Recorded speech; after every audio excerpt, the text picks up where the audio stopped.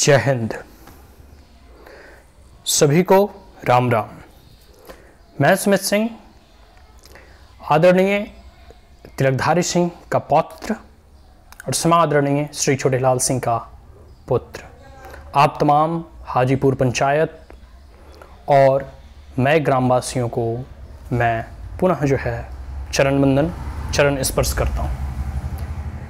देखिए, जैसा आप लोगों ने टाइटल में देख लिया कि यदि मैं ग्राम प्रधान या फिर गांव का मुखिया होता या अपने पंचायत का मुखिया होता, ये टाइटल है। अगर मैं अपने पंचायत का मुखिया होता, जो अभी हूँ नहीं, तो देखो आने वाले समय में मैं चुनाव लड़ूंगा या नहीं लड़ूंगा ये समय बताएगा। और इस निर्णय को लेने से पहले हम एक बार अपने पंचायत का भ्रमण करेंगे और भ्रमण और पदयात्रा के बाद हम यह फैसला लेंगे कि हमें चुनाव मैदान में उतरना चाहिए या नहीं। लेकिन जब गांव जाता हूं, गांव को विजिट करता हूं, गांव के बारे में देखता हूं, गांव को जब मैं कह सकते हो कि ऑब्जर्व करने का प्रयास करता हूं, तो मेरा जैसे उम्र 22 या 23 साल होने जा रहा है, तो इतने सालों में हमने गांव को अभी बदलते नहीं देखा है। गांव में कुछ ही परिवर्तन हुए हैं और गांव का विकास, जिस प्रकार से कई एक गांवों का विकास हमने देखा है, जब हम अन्य पंचायतों में हम विजिट करते हैं, देखते हैं, तो पाते हैं कि अन्य पंचायतों की अपेक्षाकृत हमारा जो पंचायत है, हमारा जो गांव है, वह अभी बहुत ही पिछड़ा हुआ है। इसे देखकर हमारा मन व्यथित हो उठता है। हमें लगता है कि हमें अपने पंचायत के बारे में कुछ करना चाहिए, हमें अपने गांव वासियों के बारे में कुछ सोचना चाहिए। देखो, मुखिया बनकर ही कुछ काम किया जाए या मुखिया बनने के बाद हम ही कुछ काम करेंगे, ऐसा सपना मेरा नहीं है। हमारे जो विचार हैं, हमारे जो नज़रिया हैं, हमारे जो पर्सपेक्टिव है, हमारी जो सोच है, वह अभी भी गाँव की उन्नति में उसकी भागीदारी हो सकती है। जब हम किसी पद पर बैठेंगे या मुखिया बनेंगे, वो एक अलग बात है, लेकिन क्यों नहीं अभी से ही हमें अपने गांव के बारे में सोचना चाहिए, ताकि गांव में उन्नति हो सके, प्रगति हो सके, गांव में वृद्धि विकास हो सके और जो ग्रामीण जीवन जैसे अभी है उसमें आमूल चामूल परिवर्तन लाए जा सके। हमारे दादाजी आदरणीय और स्वर्गीय तिलकधारी सिंह कभी सरपंच हुआ करते थे, जिन्होंने गांव के उत्थान के लिए, गांव की भलाई के लिए बहुत कार्य किए। मैं उनका पौत्र सुमित सिंह जब भी गांव भ्रमण करता हूं, तो मुझे दादाजी से प्रेरणा मिलता है कि जिस प्रकार हमारे दादाजी ने गांव की सेवा में, गांव के जन कल्याण में अपने जीवन को खपा दिया, ठीक उसी प्रकार क्यों नहीं हमें गांव के लिए भी कुछ करना चाहिए।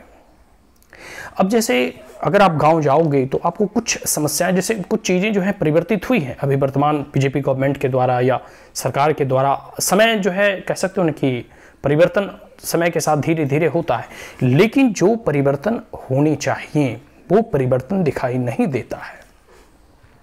सबसे पहले अगर कुछ चीज़ें हैं जो मैं कुछ समस्याओं के बारे में ध्यान आकृष्ट आप लोगों का, तमाम पंचायत के वासियों को हम ध्यान आकृष्ट कराना चाहते हैं, उन समस्याओं के पीछे जिससे अभी हमारा गांव जूझ रहा है। देखो, मैं किसी मुखिया, अभी वर्तमान जो मुखिया हैं, ना उनके विरोध में कुछ बोलने जा रहा और ना जो अब तक मुखिया बने हैं उनके विरोध में बोलने जा रहा। देखो, जो भी लोग अब तक गांव के विकास में, मैं गांव हो गया, मिल्की हो गया, हाजीपुर हो गया, ठीक है, जितने भी गांव हैं, जो भी जिस प्रधान जो भी अब तक रहे हैं, जो भी मुखिया रहे हैं या वार्ड सदस्य रहे हैं, जो भी अपने अपने तरीके से गांव का विकास कर पाने में सक्षम हुए हैं, वो अपने तरीके से किए, क्योंकि सबका अपना एक नज़रिया होता है देखने का। कुछ लोगों का स्वयं का विकास ही गांव का विकास दिखता है, कुछ लोगों को स्वयं का ही एक हवेली बना देना ही गांव की उन्नति दिखती है, कुछ लोगों का खुद का विकास ही गांव का विकास दिखता है।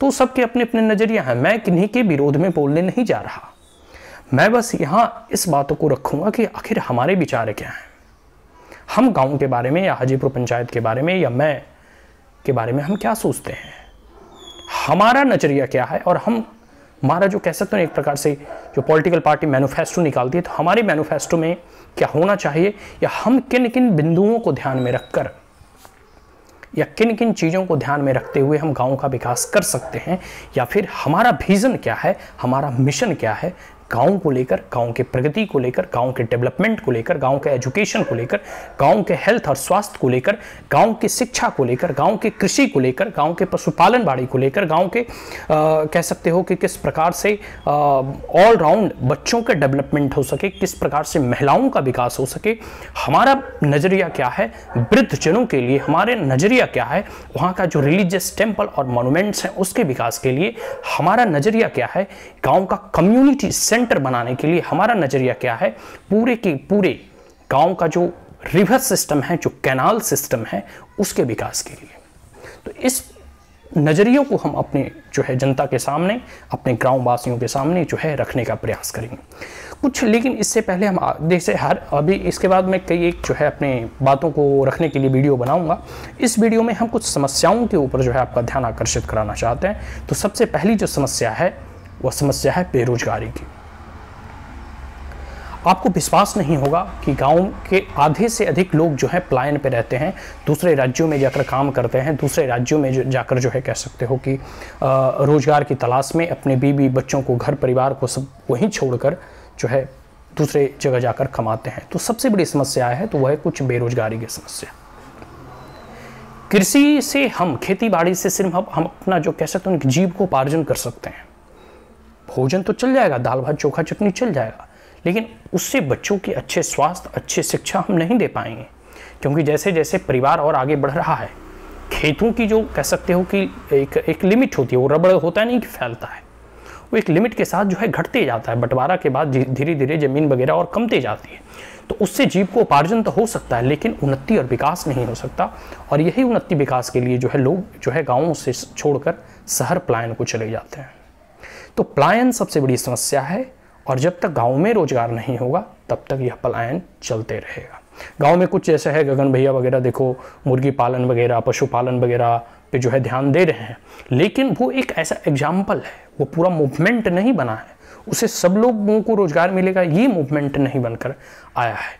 और इसी कारण जो है कुछ लोग जो है मछली पालन भी कर रहे हैं, कुछ लोग जो है पशुपालन और बकरी पालन के बारे में भी चेष्टा की, लेकिन क्योंकि उनको जो है कोई ट्रेनिंग देने वाला नहीं था। जैसे हमारे घर के लोग जो है पवन भैया वगैरह जो है कह सकते हो बकरी पालन वगैरह के बारे में प्रयास किए, लेकिन वो अनसक्सेसफुल रहा, क्योंकि हर चीज़ को करने के लिए एक प्रॉपर ट्रेनिंग और गाइडेंस की आवश्यकता होती है, जो कि ग्राम पंचायत के द्वारा ऐसा कोई आयोजन ही नहीं कराया जाता जिससे कि पशुपालन को कैसे पालना चाहिए, क्या टीके लगाने चाहिए, क्या वैक्सीनेशन प्रोवाइड करानी चाहिए, या किस प्रकार से उसकी देखभाल की जाती है, ये इसकी कोई ना ट्रेनिंग दी जाती है, ना कोई सेमिनार लगाया जाता है, ना लोगों को बताया जाता है, ना पंचायत में जागरूकता फैलाई जाती है। फिर कोई भी व्यक्ति अगर कोई अपना कदम उठाकर आगे बढ़ाता है, ऐसे कोई पशुपालन करता है, चाहे मुर्गी पालन करता है, तो उसमें उसे नुकसान होता है और फिर वो माथा पीटता है कि भाई क्या कर दिया हमने, घर का आटा भी गिल्ला कर दिया। तो बेरोजगारी सबसे बड़ी समस्या है अभी हमारे पंचायत में और हमारे गांव में। दूसरा है शिक्षा। हमारे खास करके मैं की अगर बात करूं, ठीक है, मिल्की वगैरह आप देखोगे, हाजीपुर पंचायत देखोगे, तो अभी आप देखोगे कि 8वीं तक स्कूल आपको मिलेंगे, 12वीं +2 का स्कूल जो है हमारे पंचायत में नहीं है, वो बगल के पंचायत मंजौर पंचायत में है।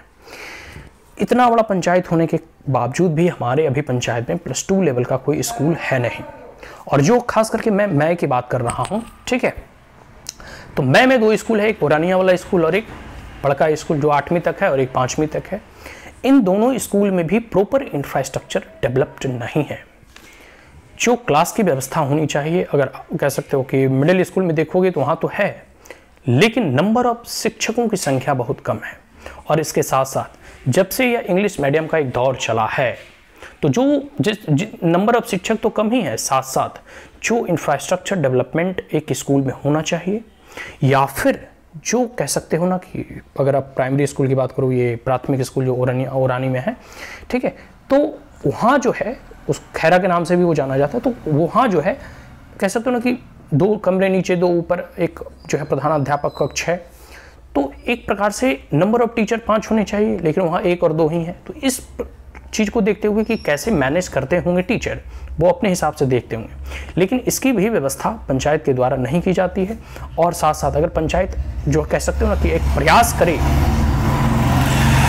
तो वहाँ की पूरी इंफ्रास्ट्रक्चरल डेवलपमेंट पंचायत के द्वारा किया जा सकता है, पंचायत के प्रयास से संभव हो सकता है। पंचायत जो है इसके लिए जो है फंड की व्यवस्था करवा सकता है, लेकिन आज तक एजुकेशन और शिक्षा में जो पॉलिसी, जो फंड बाहर से आती है, उसका भी सदुपयोग सही मायनों में नहीं होता।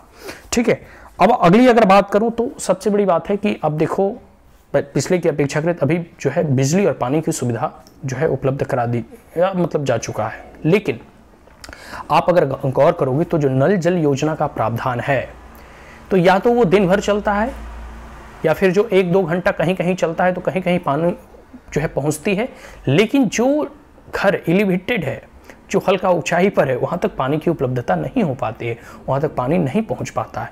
तो पंचायत को यह व्यवस्था करना चाहिए, और जब वह प्लांटिंग प्रोजेक्ट बिछाए जा रहे थे तभी यह व्यवस्था करनी चाहिए और सुनिश्चित करना चाहिए कि सबके घरों तक वो पानी पहुँचे।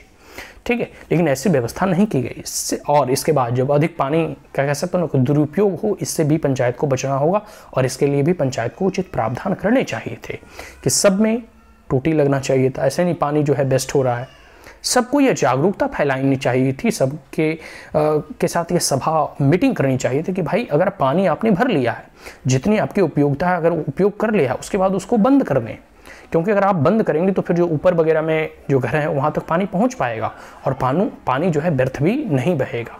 ठीक है, तो ये सब सारी चीज़ें हैं, क्योंकि आप देखोगे ना बिहार में कैंसर के केसेस बढ़ रहे हैं, और वो कारण है कि जब हम पानी नीचे से खींचते हैं तो वाटर टेबल धीरे धीरे रिड्यूस हो रहा है, जिससे कि वाटर में आर्सेनिक का लेवल बढ़ रहा है, और यही कैंसर का कारण है। तो जो 60 फीट का समरसेबल वगैरह है ना, या 40 फीट का जो चापाकल या समरसेबल है, उस पानी में आर्सेनिक का लेवल अधिक है, और ये जो पानी नल जल से आ रहा है वो शुद्ध पानी है। तो व्यवस्था ये करनी होगी कि ये ऐसे पानी का वेस्टेज ना हो, अधिक पानी जो है व्यर्थ बहेगा। उससे गाँव में देखोगे पहले इतने मच्छर नहीं हुआ करते थे, अब मच्छर अधिक हो रहा है। आने वाले समय में जब मच्छर अधिक होंगे तो इससे डेंगू और मलेरिया फैलने के चांसेस भी अधिक हो सकते हैं। तो इसलिए हमें ऐसी व्यवस्था करनी होगी ताकि पानी का सदुपयोग हो, उसका दुरुपयोग ना हो, और इससे कहीं कोई नकारात्मक समाज पे प्रभाव ना पड़े, अधिक मच्छर उत्पन्न ना हो। तो आप देखो ना, छत वगैरह पे आप ऐसे सो नहीं सकते बिना मच्छरदानी का। तो ये सब सारी चीज़ें हैं। बिजली की उपलब्धता प्रचुर मात्रा में अवेलेबल है, अब जो है बिजली की कोई वैसी समस्या रही नहीं, लेकिन अभी भी कह सकते हो ना कि जैसे प्रीपेड मीटरिंग वगैरह की जो अभी इशू उभर कर आ रहा है, या फिर जो जैसे कह सकते हो ना कि पूरे के पूरे अभी जैसे तार वगैरह है ना, तो वो नंगा तार है, ऊपर 3 फेज का तार गया है। तो ऐसी व्यवस्था होना चाहिए कि जो रिहायशी इलाका हो उसे कवर करना चाहिए। और ये सब अगर पंचायत जो है अगर कदम उठाए, पंचायत जो है इन सब चीज़ों में अवेयरनेस करे, तो ये सब सारी समस्याओं को सॉर्ट आउट किया जा सकता है। तो ये सब सारी चीज़ें हैं। उसके बाद देखो आवास की समस्या मोर और लेस जो है सॉल्व हो चुकी है। कुछ ऐसे जो पिछड़े वर्ग है के लोग अभी भी हैं, जो ऐसे ST कम्युनिटी या OBC कम्युनिटी के लोग हैं जिन्हें घर नहीं है, तो ये ग्राम पंचायत के द्वारा जो है कह सकते हो ना कि घर और आवास जो है नाम लिखकर उपलब्ध कराए जा रहे हैं। लेकिन इसमें एक बात बोलूँ, ये रियलिटी है, हार्श रियलिटी है कि जिसके पास घर है उसे फिर कॉलोनी मिल रहा है, और जिसके पास घर नहीं है उसे जो है कॉलोनी मिलने में जो है समस्या होती है।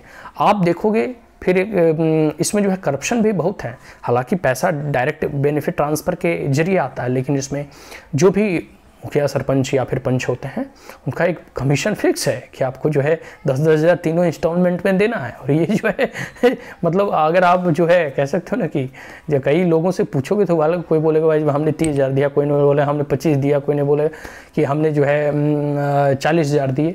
तो भाई जब आप वोट देने के समय आता है तो उस वक्त आप जो है ऐसे लोगों को चयनित करके भेजें जो आपसे घूस ना ले, जो पूरी की पूरी ईमानदारी के साथ काम करे।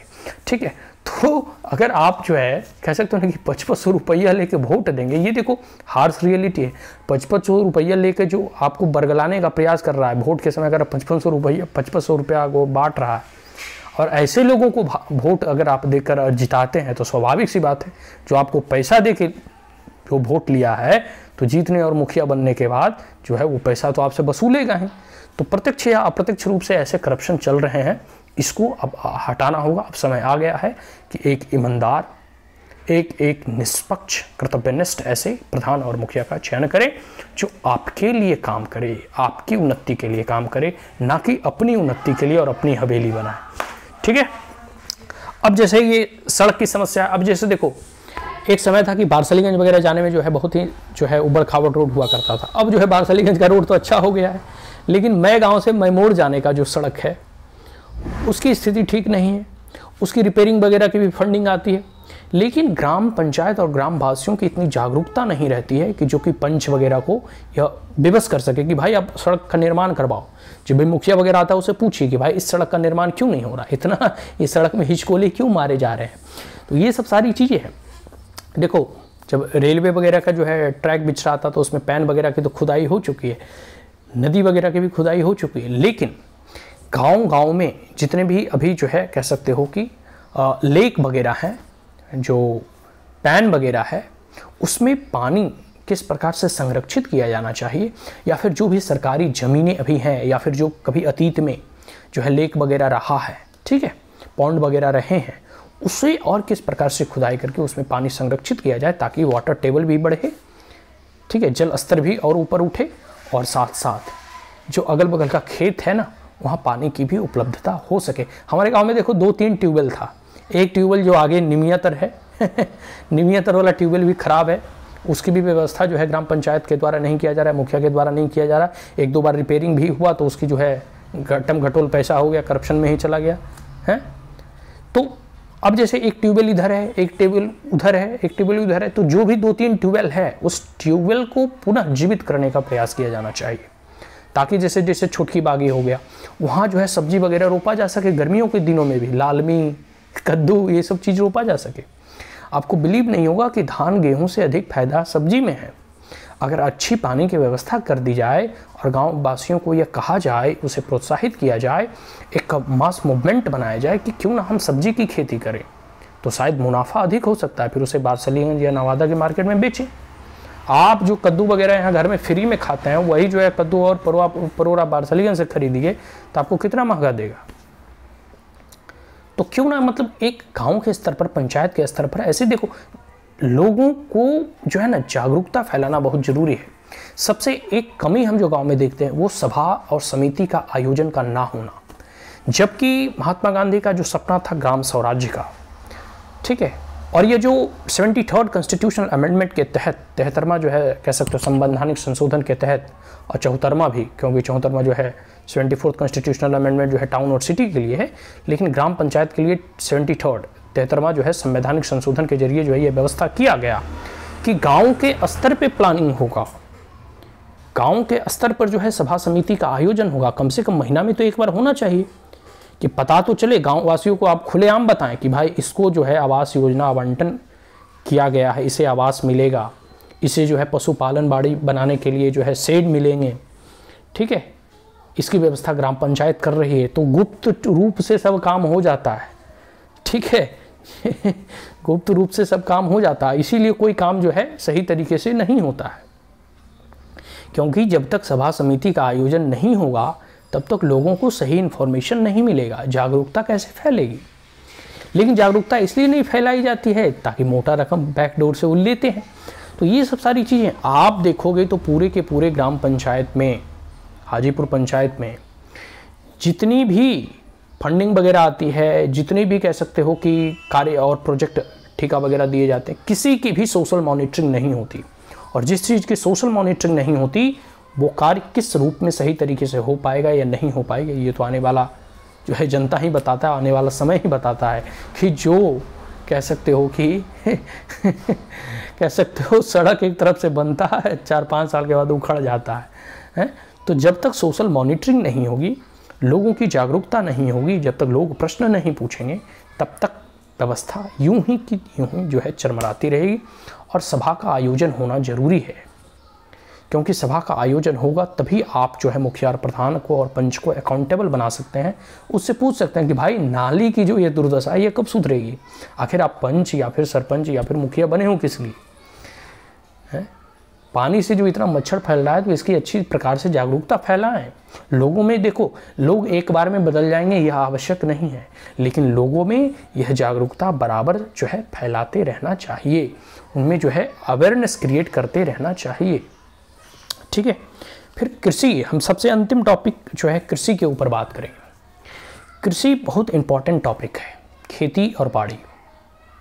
अगर ग्रामीण लेवल पे, गांव के स्तर पर खेती बाड़ी को सही तरीके से उसे जीविकोपार्जन का साधन ना मानकर बल्कि बिजनेस ओरिएंटेड करें तो लोगों का पलायन भी रुकेगा, बेरोजगारी भी कमी होगी और कह सकते हो कम होगी, और गाँव के लोगों को अच्छे तरीके से जीवन यापन का स्तर भी सुधरेगा। और एक बार जब गांव के वासियों का जीवन यापन सुधरता है तो फिर वो अपने आने वाले बच्चों को अच्छे स्वास्थ्य, अच्छे शिक्षा दिला पाएंगे, जिससे फिर गांव का विकास होगा, उन्नति होगा। अब आप बात कर लो खेती की। अब तक हम क्या रोपते आए हैं? धान, गेहूँ। क्या पंचायत ऐसी व्यवस्था नहीं कर सकती है कि हम बासमती चावल रोपें? हम इंपोर्टेड सीड, अब देखो एक भी मुखिया बनता है तो 5 साल का समय मिलता है।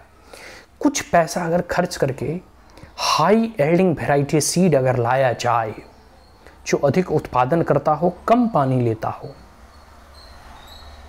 आपको बिलीव नहीं होगा, बासमती चावल, भारत का बासमती चावल विदेशों में इंपोर्ट होता है। जो हरित क्रांति हुआ, ग्रीन रिवॉल्यूशन हुआ, वह वेस्टर्न यूपी, हरियाणा, पंजाब में अधिक हुआ। बिहार एक कृषि प्रधान राज्य है, हमारा पंचायत भी कृषि के ऊपर ही आश्रित है। एक समय था कि हम लोग जो है गन्ना वगैरह रोपा करते थे जब बारसलीगंज में चीनी मिल था, लेकिन अब वहाँ सीमेंट की फैक्ट्री खुल रही है, तो किसानों का उससे क्या लाभ होगा? कुछ लाभ नहीं होगा। लेकिन हम पंचायत के लेवल पे क्या कर सकते हैं? क्या ऐसी बासमती चावल हम का जो है कह सकते हो ना कि प्रचार प्रसार नहीं कर सकते, रोप नहीं सकते?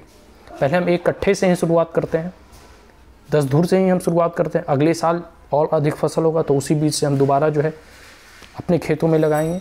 तो धीरे धीरे परिवर्तन हुआ। फिर एक होता है कैश क्रॉप। आप जैसे चावल गेहूँ अपने लिए उतना ही लगाएं कि जितना आप खा सकते हैं।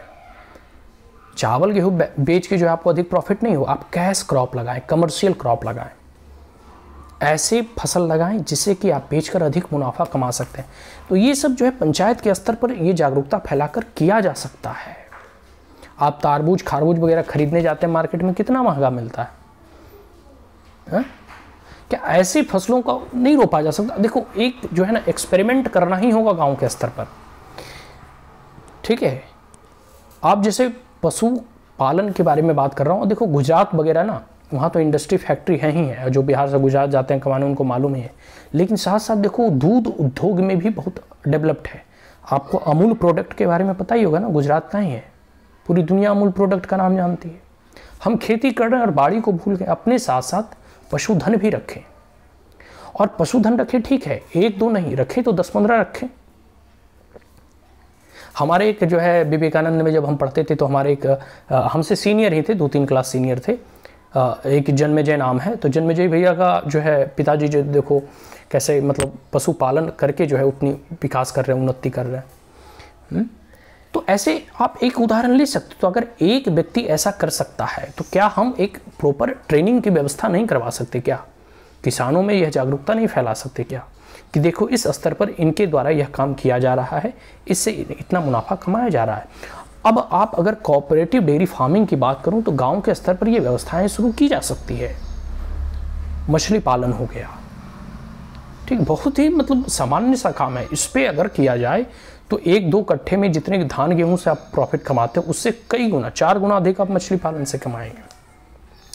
मुर्गा पालन के बारे में तो गांव वगैरह में सब लोग जानता है। इसके साथ साथ आपको बिलीव नहीं होगा कि बहुत लोग जो है, अगर आप कई एक पंचायत को विजिट करोगे या कई एक किसानों को आप देखोगे तो गोट फार्मिंग, पिग फार्मिंग कह सकते हो, फिर बी कल्टीवेशन, मधुमक्खी पालन, ठीक है, फ्लावर्स कल्टीवेशन, ठीक है। इसके बाद आप बहुत सारे ऐसे हैं, सेरीकल्चर वगैरह हो गया, मशरूम कल्टीवेशन हो गया। हर एक घर में 2-4 जो है रूम खाली रहता है। क्या वो हम मशरूम की कल्टीवेशन नहीं कर सकते? क्या जो हम लोग खाद और यूरिया दूसरे जगह से खरीदते हैं, क्या गांव में केचुआ के माध्यम से हम वह कह सकते हो ना कि खाद गोबर से ही हम बना नहीं सकते क्या? तो ऐसी कई सारी नीतियां हैं। अगर जैसे कई सारी कह सकते हो कि मेरे मस्तिष्क में योजनाएं घूमते रहते हैं, तो मैंने सोचा यार चलो गाँव वासियों के साथ इसको साझा किया जाए कि इन सब योजनाओं के माध्यम से हम गाँव का विकास कर सकते हैं। हम देखो सिर्फ खेती बाड़ी पे आश्रित थे कि जो अब तक हम हमारे पूर्वज करते आ रहे थे वही हम कर रहे हैं, तो उतना ही कमाएंगे जितना हमारे पूर्वज कमा रहे थे। तो अब ज़रूरत है परिवर्तन की, ठीक है, कमर्शियल क्रॉप रोपने की, कैश क्रॉप रोपने की। और क्योंकि हमारा पंचायत कृषि प्रधान जो है पंचायत है, या फिर पूरा का पूरा बिहार ही कृषि प्रधान है, तो अगर एग्रीकल्चर के लेवल पर कोई रिवोल्यूशन लाया जाए, डेयरी फार्मिंग के लेवल पे कोई रिवोल्यूशन लाया जाए, कोई कॉरपोरेटिव सोसाइटी को खोला जाए, एक वीकली मार्केट क्यों नहीं लगता पूरे के पूरे गांव में, मई गांव में जो है, या मिल्की वगैरह सब मिलाकर एक जो है साप्ताहिक मार्केट की व्यवस्था करनी जाए, जिसके पास जो जो प्रोडक्ट है, अगर कोई जो है मिट्टी का बर्तन बनाता हो, कोई जो है बांस का बर्तन कह सकते हो, कोई आर्ट एंड क्राफ्ट करता हो, कोई जो व्यक्ति है कि अपने फल और सब्जियां हों, कोई के अपने कुछ भी अगर आपका प्रोडक्ट हो, तो क्यों नहीं एक ऐसी बिकली साप्ताहिक मार्केट की व्यवस्था की जाए। देखो पहले हाट वगैरह आप लोग सुनते ही होंगे ना, वही जो है चीज़ें और कॉन्सेप्ट जो है अभी इस मॉडर्न डे में इम्प्लीमेंट करना होगा। कुछ लोगों को लग सकता है हर बावन ब्राह्मण हो के हम ये सब काम करेंगे, ये ज़रूरी नहीं है। समय के साथ चीज़ें बदल जाया करती हैं। अगर आपको कुछ, अब जैसे देखो, एक सामान्य सा मोची अगर जूते बनाकर बेचता है तो आप उसे मोची बोलोगे, लेकिन वही अगर टाटा के द्वारा बाटा का जूता बनाकर बेचा जा रहा हो तो आप उसे बिजनेसमैन बोलोगे। तो अपने नज़रिए को बदलना होगा, अपना पर्सपेक्टिव बदलना होगा, फिर जो है चीज़ें बदलेगी। लोग एक दो बार हंसेंगे, लेकिन कह सकते हो ना कि स्वामी विवेकानंद कहते हैं कि हर चीज़ को या हर सफल व्यक्ति को 3 रास्तों से होकर गुजरना होता है। पहला उपहास, दूसरा विरोध, और तीसरा सफलता। कुछ लोग आपके ऊपर उपहास करेंगे, आपको देखकर हंसेंगे। कई बार हम भी ये बातों कई लोगों के साथ साझा करते हैं कि भाई हमें ग्राम पंचायत का मुखिया बनना है, तो सब लोग हंसते हैं। उपहास होना भी चाहिए, कोई बड़ी चीज़ नहीं है। आप उस काबिल तो हो जिसके कारण लोग आप पर उपहास कर रहे हैं, और यही उपहास और प्रयास आपके सफलता के मार्ग को प्रशस्त करेगा। तो ये पहला उपहास, और दूसरा विरोध। कई आपके विरोधी भी होंगे जो षड्यंत्र और कह सकते हो कि जो है आपका विरोध करेंगे, लेकिन अंततोगत्वा अगर आप यह दृढ़ निश्चयी हैं कि आप अपने गांव, अपने पंचायत के विकास और उन्नति के लिए काम करने के लिए तत्पर हैं, तो आपको सफलता मिलेगी। तो सबसे पहले मैंने सोचा क्यों ना अपना हम विजन बताएं, अपना पर्सपेक्टिव बताएं, अपना नज़रिया बताएं कि गांव को लेकर हमारा क्या मैनिफेस्टो होने वाला है, हमारा क्या विजन होने वाला है, और हम किन किन बिंदुओं पर अगर गांव के पंचायत के प्रधान बने या मुखिया बने तो इन बिंदुओं पर जो है हम जो है अपना काम करेंगे। ये हमारा मिशन है, ये हमारा विजन है। अब जो है तमाम ग्रामवासी को अगर कुछ भी बातें, कुछ सुझाव, कुछ कमेंट है तो आप कमेंट में ज़रूर बताएं और अपनी राय ज़रूर दें। उसके बाद ही हम फैसला लेंगे कि हमें चुनाव मैदान में उतरना है या नहीं। जय हिंद, जय मगध, जय बिहार, जय पंचायत और जय जय ग्रामवासी। जय माता दी।